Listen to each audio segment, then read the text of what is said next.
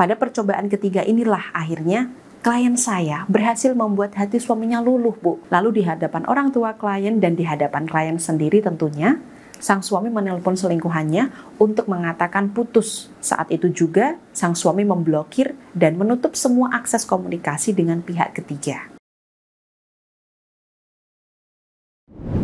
Peringatan bahwa apa yang saya bagikan di sini boleh diterapkan, tapi hasilnya mungkin akan berbeda ya bagi tiap rumah tangga.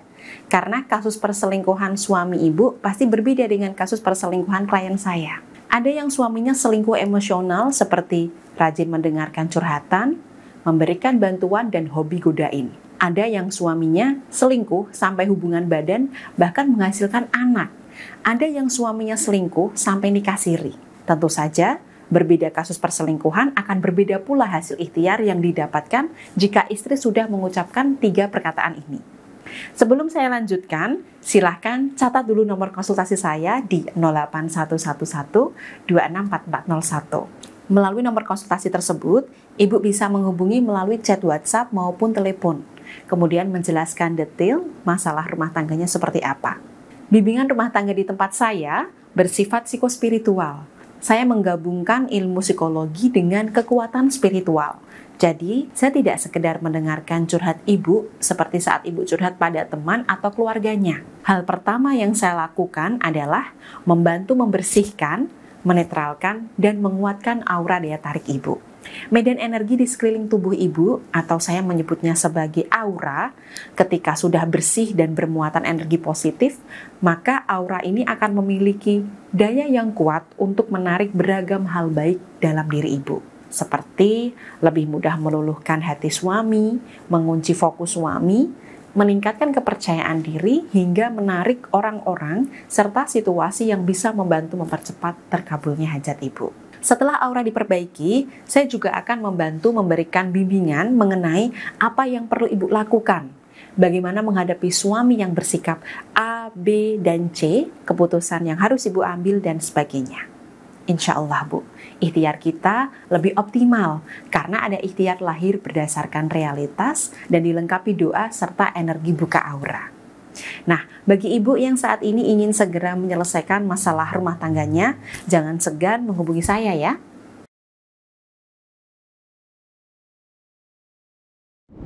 Oke, 3 perkataan istri yang membuat suami ikhlas melepas pelakor ini sudah diterapkan klien saya. Dan alhamdulillah berhasil, Bu. Kalimat pertama, ini diucapkan klien ketika beliau mengetahui suaminya selingkuh untuk pertama kalinya. Dan perselingkuhan ini sudah sampai di titik berhubungan intim. Lalu, saya minta klien untuk mengucapkan kalimat ini dengan lemah lembut dan penuh rendah hati. Mas, saya minta maaf kalau selama ini belum bisa menjadi istri yang sesuai dengan harapanmu. Kekhilafan ini bisa jadi saya ikut menyumbang kesalahan. Sampai akhirnya membuatmu berpaling. Dan penuh rendah hati, saya minta kamu mengampuni kesalahan saya. Jika kamu berkenan, Mas, tolong jelaskan apa yang menjadi kekurangan dan kesalahan saya, sehingga saya bisa memperbaiki diri. Mengucapkan kalimat ini tentu tidak mudah. Ego ibu tersakiti dan merasa diinjak-injak. Suami yang selingkuh, tapi saya yang harus minta maaf. Memang jalannya seperti ini, Bu. Jika ibu masih ingin bertahan dan mengembalikan keutuhan rumah tangga dengan suami. Nah, kalimat kedua ini diucapkan klien ketika suami masih terus selingkuh, meskipun sudah saling minta maaf dan introspeksi diri. Mas, kemarin kita berdua sudah berjanji untuk menjadi lebih baik, untuk memperbaiki diri. Meskipun tidak mudah, tapi saya sudah melihat beragam perubahan yang coba kamu lakukan. Tapi di sini, saya melihat kamu kurang konsisten dengan komitmen itu. Saya melihat kamu masih ada perhatian, kepedulian pada wanita tersebut. Tentu ini membuat saya sakit hati dan kecewa. Jadi, mulai sekarang, saya mungkin akan mengurangi perhatian dan kepedulian padamu. Apa yang menjadi urusanmu, silahkan urusi sendiri. Apa yang menjadi urusanku akan saya urus sendiri. Kita sama-sama fokus untuk bermuhasabah dulu.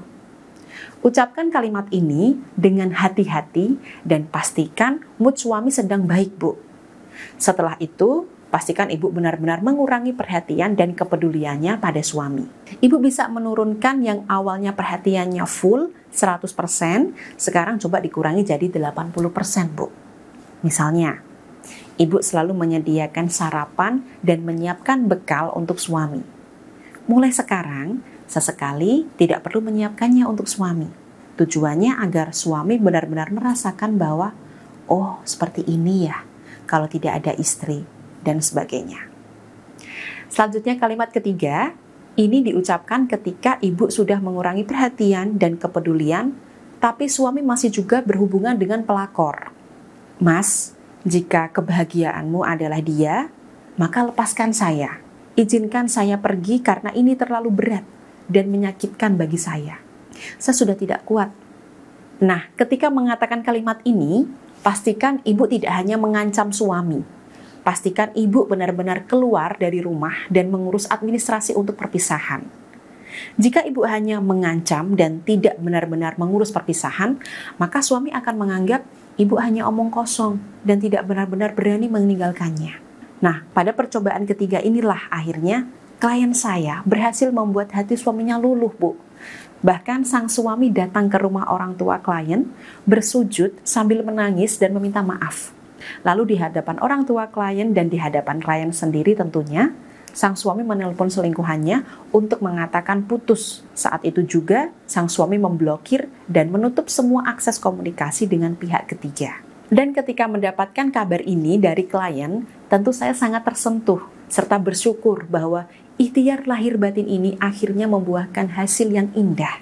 Maka untuk ibu yang sedang berjuang menjaga keutuhan rumah tangganya saat ini, jangan putus asa dulu ya Bu. Terus berikhtiar, karena tidak ada yang tahu pada usaha keberapa ikhtiar ibu nanti akan berhasil. Siapa tahu usaha kali ini di mana ibu menerapkan 3 kalimat ini, ikhtiar ibu akan mendatangkan jalan yang indah.